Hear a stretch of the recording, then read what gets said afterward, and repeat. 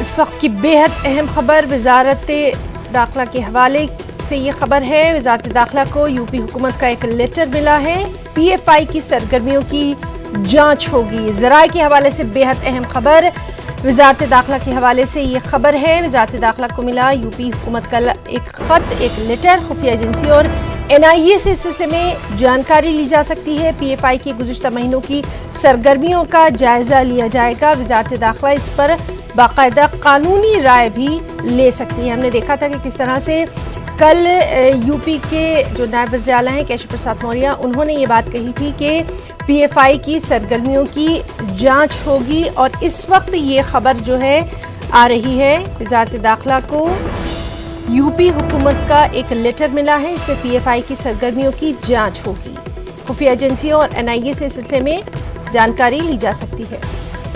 और चलिए सीधे रुख करेंगे दिल्ली का, जहां मौजूद है हमारे साथ शैलेंद्र वांगू। शैलेंद्र, बेहद अहम खबर, क्या कुछ तफसीलात?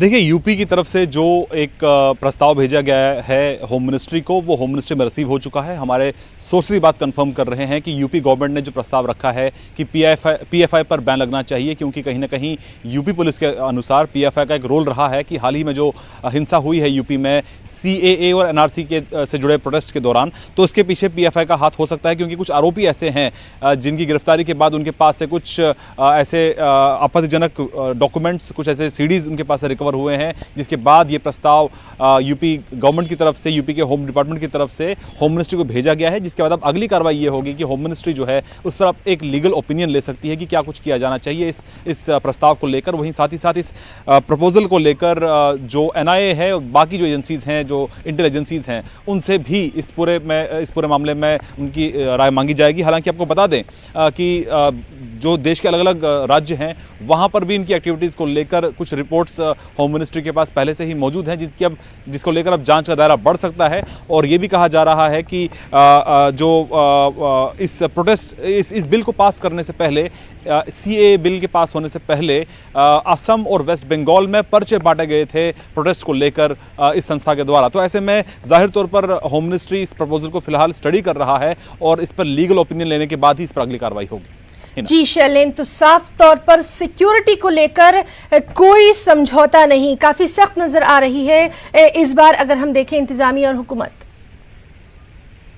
जाहिर तौर पर इस तरह की जो वायलेंस है वो कोई जो है गवर्नमेंट बर्दाश्त नहीं कर सकती है। हालांकि लगातार ये कहती आई है यूपी सरकार भी और सेंट्रल गवर्नमेंट भी कि अगर प्रोटेस्ट करना है तो आप शांतिपूर्वक तरीके से प्रोटेस्ट कर सकते हैं, लेकिन इसमें हिंसा की कोई जगह नहीं है। लेकिन ऐसे में कुछ ऐसे इंस्टीट्यूशन जिनका कोई रोल इसके पीछे हो सकता है, उसकी लगातार जाँच चल रही है।